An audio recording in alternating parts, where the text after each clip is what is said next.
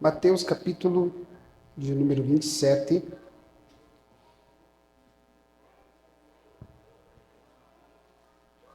Glória a Deus, aleluia. É soberano, Senhor. Versículo de número 45, que diz assim: Então profundas trevas caíram sobre toda a terra, do meio-dia às 3 horas da tarde daquele dia. E por volta das 3 horas da tarde, Jesus clamou com voz forte, Elai, Elai, sabachthani, que significa: meu Deus, por que me desamparaste, ou por que me abandonaste? Mas alguns dos que estavam ali, ao ouvirem isso, comentaram: ele chama por Elias. Sem demora, um deles correu em busca de uma esponja, embebeu-se em vinagre e colocou na ponta de um caniço e ergueu-se até Jesus e lhe deu a beber. Entretanto, outros que censuraram: deixa, vejamos se Elias vem livrá-lo. Então Jesus exclamou uma vez mais, em alta voz, entregou o seu espírito. Apenas um versículo do Evangelho de Jesus Cristo, que escreveu João, capítulo 1, versículo 14, que é muito conhecido dos irmãos, principalmente os que lerem a Bíblia.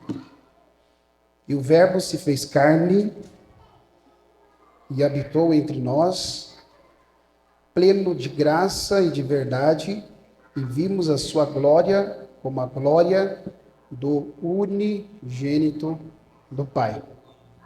Oremos, Senhor nosso Deus, em nome de Jesus, muito obrigado, porque a palavra falou comigo primeiro, e ela vai continuar falando na medida daquilo que o Espírito Santo vai revelar para conosco. Meu Deus, minha oração é que o discernimento espiritual esteja aberto à igreja, para que possa compreender, Senhor, a revelação da Tua palavra. Pai querido, nós oramos repreendendo agora tudo aquilo que porventura possa tirar a atenção do Teu Filho de ouvir e entender e prestar atenção na palavra. Nós oramos agora, Senhor meu Deus, repreendendo este mal, para que a Tua igreja vá para casa alimentada do pão da vida, que o Senhor vai servir a sua igreja, através do Teu servo. Em o nome do Senhor Jesus. Amém. Amém.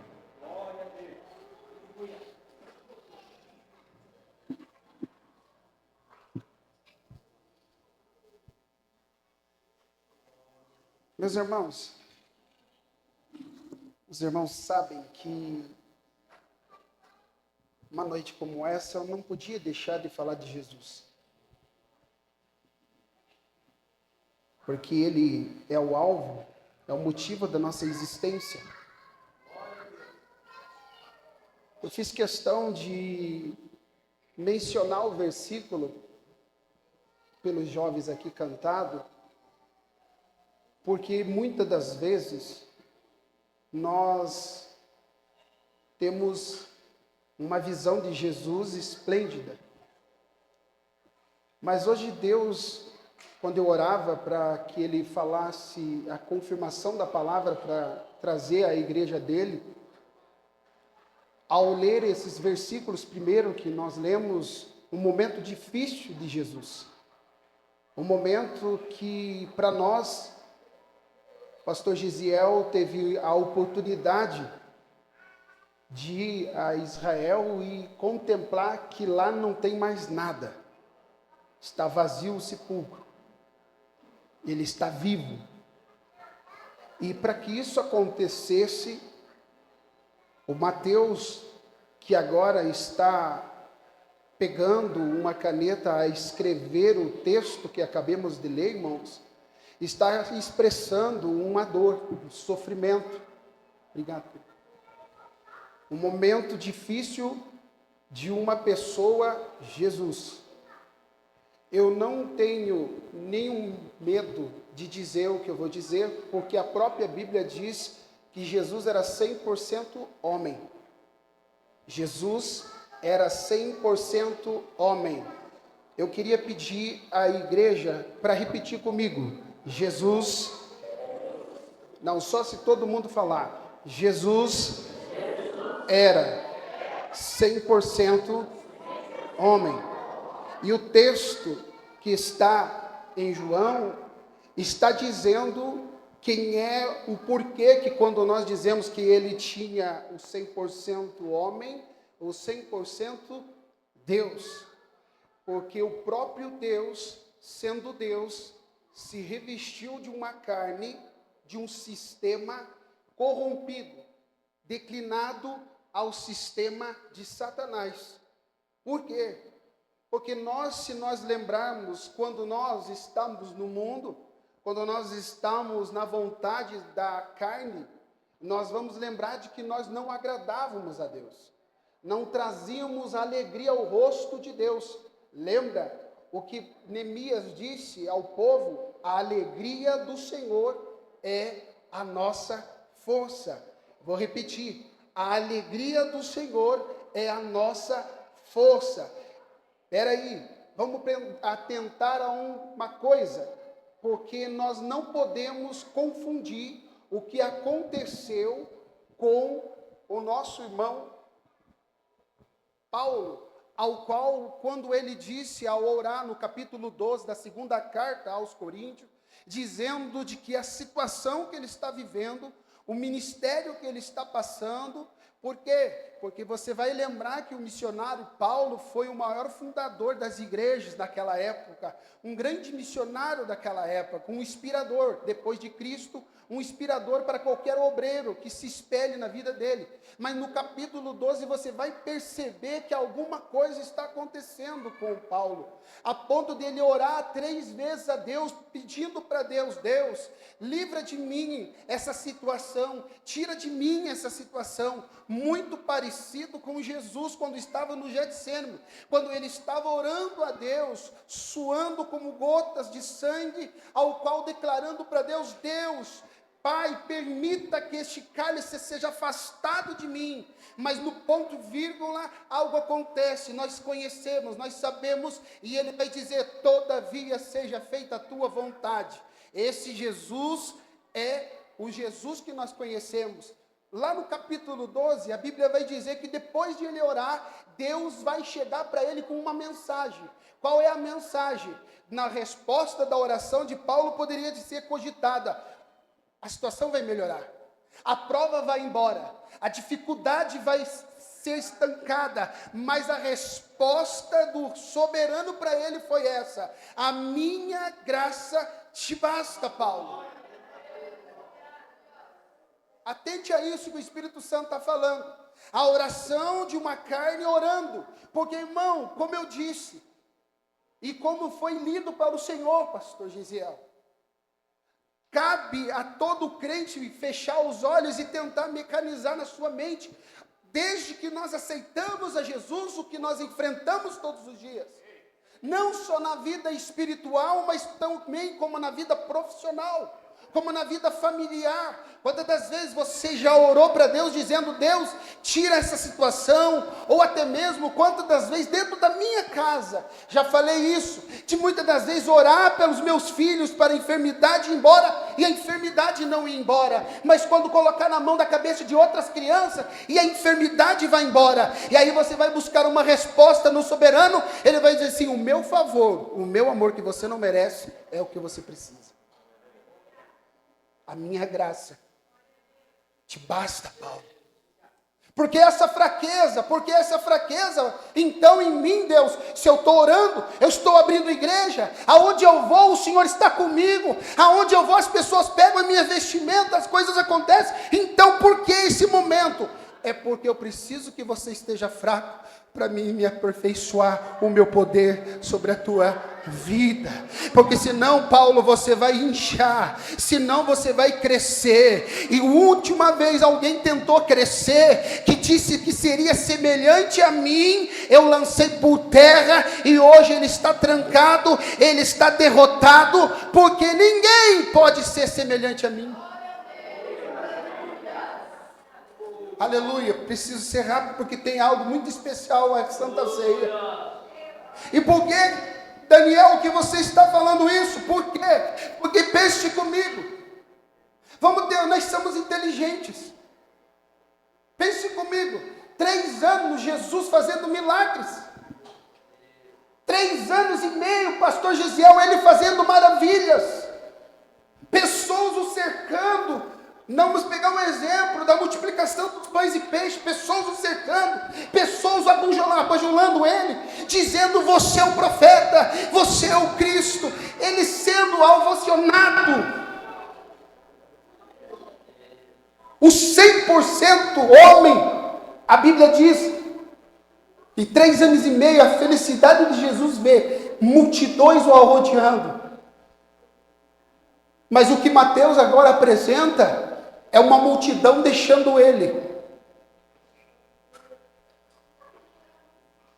Lembra de uma grande mensagem pesada que Jesus prega para os discípulos dele? Mais da metade, muito mais da metade vai embora. Jesus irritado olha para os 12 discípulos e diz, vocês também não vão embora? Aí Jesus, os discípulos dizem, mas para onde iremos nós se só o Senhor tem palavras de vida eterna? Aleluia. Feche seus olhos por um momento e entenda que a tua vida pode ter processos, mas você tem que entender que se você estiver com Jesus no processo, a vitória é garantida. Por quê? Porque veja só, Jesus é um modelo de um sistema perfeito. Olha aqui, por que eu digo que o sistema é perfeito? Quem é que fez o homem? Levante a mão e diga. Ah, bonito. Vamos lá? Quem fez o homem? Então é perfeito. Porque não existe nada feito pelas mãos de Deus que seja imperfeito. Não existe.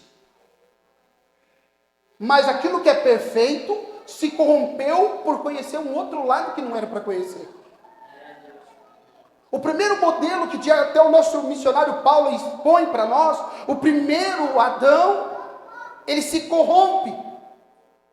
E é fácil, porque a igreja, alguns vão lembrar desse acontecimento, dos mais antigos aqui do Panamá, vão lembrar que uma certa vez, um cidadão chegou para mim e dizer, para Jesus foi fácil para a cruz. Porque ele era Deus. Até hoje eu carrego essas palavras sobre a minha vida. Mas olha o que a Bíblia diz. Você vai olhar o processo que Jesus passa até ele chegar à cruz. De que no última Santa Ceia, está os 12 discípulos. Um deles é traidor. Porque na igreja não tem traidor. Que faz alguma coisa, o pastor ele leva para o setorial denunciando. Não tem traidor. A igreja é perfeita. Não tem esse processo. Não tem aquele processo da pessoa dizer assim, eu vou fazer uma fofoca para talvez alguém me enxergar para me colocar em algum lugar. Não existe na igreja. O que acontece é que Jesus está servindo algo muito importante. Ele está dizendo o pão que representa o corpo dele, que é partido por vós, que façam isso em memória dele, e depois ele pega uma taça e diz, esse é o meu sangue que será derramado por vós, e toda vez que vocês beberem, façam isso em memória de mim. Mas antes, irmão, acontecem coisas. Ele começa a dizer que no meio da mesa estava como traidor. Eles não percebem que Jesus diz, aquele que pegar o pão molhado comigo será o traidor. Eles não percebem. Aí ele diz em algum momento dizendo assim, eu vou embora. Pedrão é o primeiro a dizer, eu vou onde o senhor for.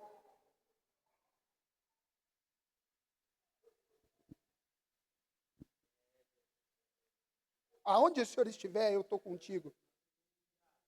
E Jesus sabe, irmão, a diferença, como eu estava falando, viu como a nossa conversa, às vezes parecia uma conversa, mas tem tudo uma direção. Deus não enxerga como nós enxergamos só o presente agora. Deus conhece como será o meu futuro daqui a pouco, quando eu sair dessa porta dessa igreja. Pedro, irmão, a gente olha essa cena e a gente vai pensar em julgar Pedro. Mas se eu estou do lado do pastor, eu não sei o futuro. Pedro não sabia que ele ia negar Jesus por 3 vezes. Pedro não sabia que ele ia encontrar o olho de Jesus ao galo cantar, olhar nos olhos dele e disse, lembra? Os olhos de Jesus dizendo, lembra, Pedro, que vocês não podem se precipitar com palavras. Se precipitar na emoção de você dizer assim, eu vou contigo até onde? É que nem a história de uma construção. Pastor, estou contigo. Mas chega no final da obra, não estou mais contigo. Jesus, ele está vivendo um momento difícil dele. E que muitas das vezes nós não paramos para pensar o porquê do sofrimento dele. Eu vou fazer uma pergunta pelo Espírito Santo à igreja e você responde para você mesmo. Você sofreria? Não coloque o seu filho ou a sua filha. Mas você sofreria de verdade dores por outra pessoa? Se muitas das vezes nós passamos por pessoas e muitas das vezes nem perguntamos se ela precisa de alguma coisa.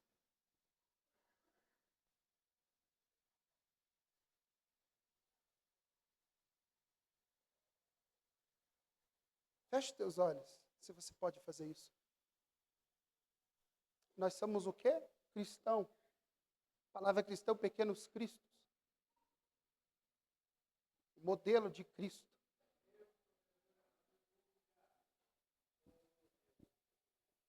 Aleluia. O momento de Jesus, de uma igreja que ela vai crescer.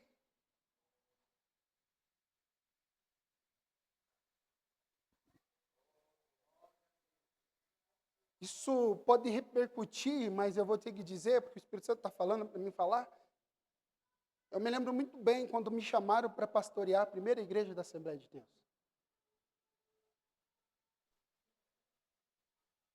Quando o pastor chegou na minha casa, o pastor Moisés, que ainda é pastor do Paraíso, e disse assim, pastor Clemerson quer conversar com você.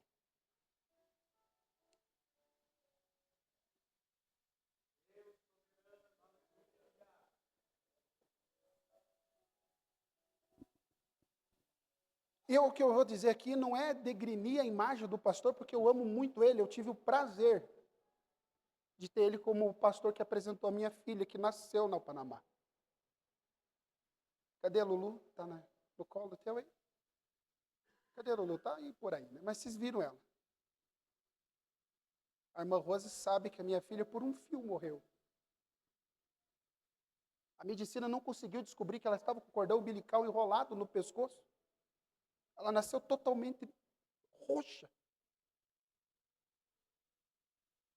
Depois desse sofrimento, pastor, a minha filha vomitava e dessecava todo. Ela não parava nada no corpinho dela. Em um mês, praticamente, a gente tirava a roupinha dela e via a costela dela aparecendo. E não era por falta de comida, porque graças a Deus sempre deu o pão para nós. Ali, ó, ela vindo no corredor.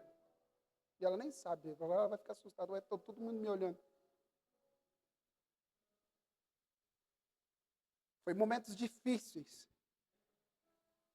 Mas eu me lembro muito bem quando o pastor Camis disse, eu nem conheço a oração dele falando assim, quem eu vou colocar naquela igreja?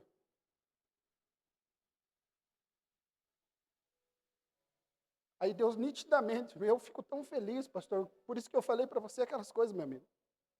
Existe política, mas há uma diferença quando há escolha de Deus. Não porque ele estava me menosprezando, mas ele disse assim, quando eu estava orando, Daniel, eu disse para Deus, mas quem é esse Daniel que eu nem conheço?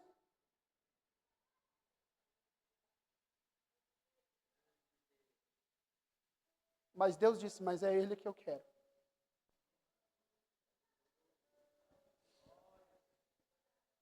Nada para uma chamada de Deus.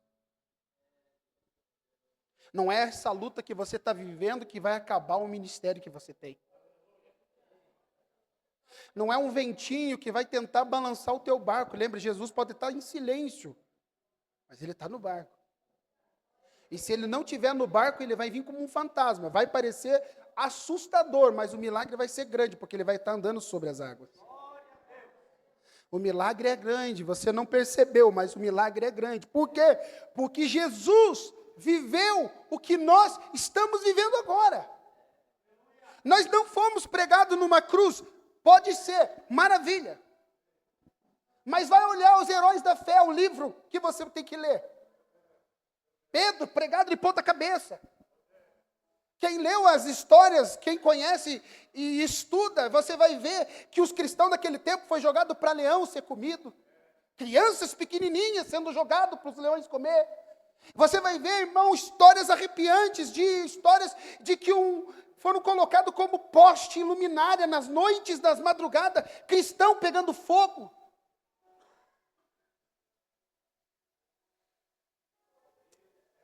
A igreja sofre. Mas o final é certo. Porque Jesus está lá na cruz, todo machucado, todo ferido. E quando ele vai olhar para o céu e dizer, o fardo é grande, é o que ele estava dizendo.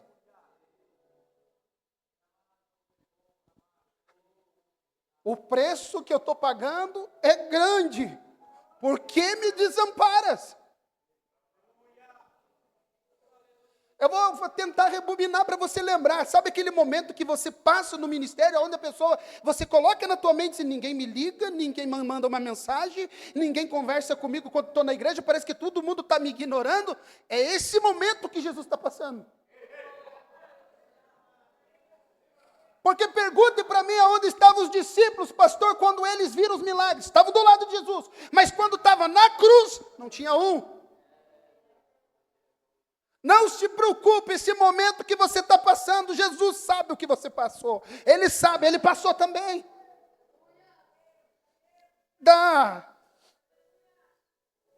Sabe aquele momento que você chega para a pessoa e diz assim, eu estou passando uma prova, parece que por dentro dela ela zomba. Tem pessoas assim dentro da igreja. Oh glória! Oh glória! Zombaram de Jesus na cruz. Se tu és o Filho de Deus, desce da cruz. E ainda aqui no texto que nós lemos para encerrar, eles vão dizer assim, ele clama por Elias. Vai um menino, pega uma esponja, enche de vinagre. E você sabe um estudo melhor do que eu, que dizem que usava aquela esponja para fazer a limpeza das partes íntimas. Era o que estavam dando para Jesus, além de água. Olha que coisa mais linda, olha aqui. Sim ou não? Sim ou não? Jesus não teve o privilégio que nós temos de ser honrados. Deram vinagre para ele. Lembre, o verbo se fez carne, 100% homem.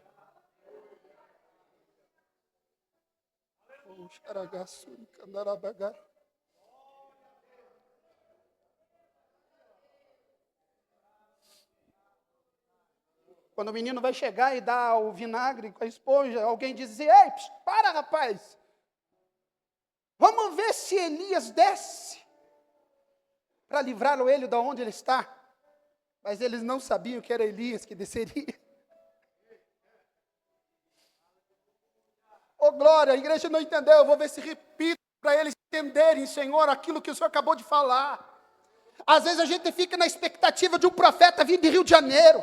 Às vezes a gente fica numa expectativa, mas às vezes o milagre está dentro da casa. Aleluia, dentro da casa, dentro da casa. Eles esperavam que Elias ia livrar Jesus da cruz da morte, mas não foi Elias, foi o próprio Espírito de Deus, o Espírito da verdade. É Ele. A cruz, na visão dos homens, pareciam que era o final de Jesus, mas não foi. O que você está passando pode até parecer para você que é o final da tua história, mas não é. para os nossos fundadores da Igreja Evangélica Assembleia de Deus no Brasil, Daniel Beck e Gona Ving, parece que eles estão mortos. Mas naquele dia, eles vão estar lá comigo e com você. Eu posso fazer aqui, pedir uma colaboração da igreja, pastor, na sua bênção? Olha para o teu irmão, se você tem coragem, diga assim: você sabe que você vai morar no céu? Se você não sabia, fique sabendo hoje.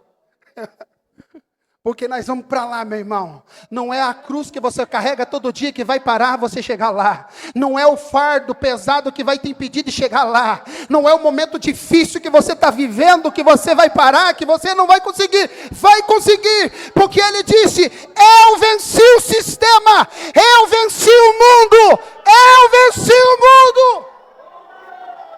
No mundo você vai ter aflição, na carne você vai sofrer, mas quando eu voltar, porque ele disse, e aqui eu encerro, meu querido pastor Gisel, meu amigo,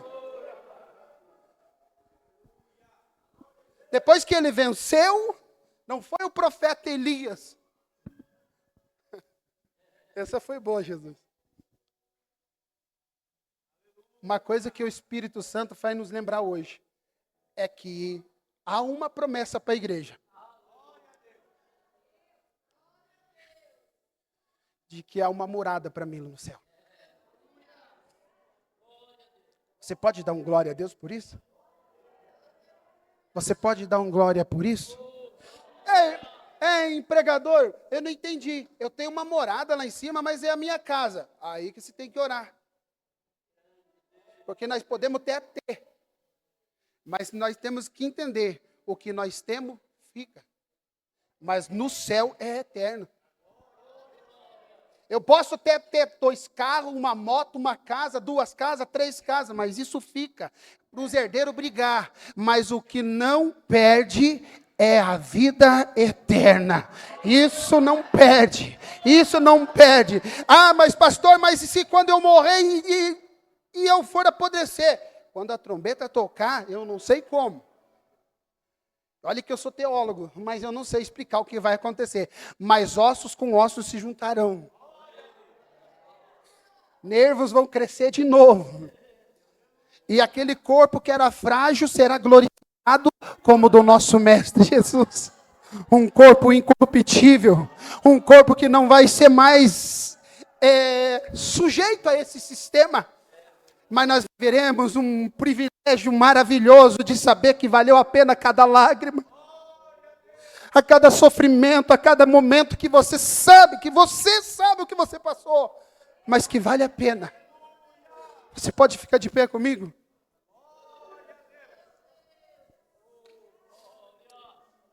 Oh, aleluias, aleluias. Feche seus olhos. Você não está sozinho. Tem alguém que está em você. Fica do meu lado aqui, pastor. Aí eu já te entrego o microfone. Tem uma diferença de estar ao meu lado, mas de estar em você é uma coisa maravilhosa. Porque você está comigo agora, mas você vai voltar para sua esposa, para tua casa. Você não vai estar comigo. Mas o Espírito Santo vai para a tua casa, vai para o trabalho, vai para onde você for, aonde você colocar o pé. Aleluia, é isso que é o gostoso, é de saber que Ele está todo o momento. Eu quero que o Senhor ore. Aleluia. Louvado e exaltado és o nome do Senhor. Aleluia.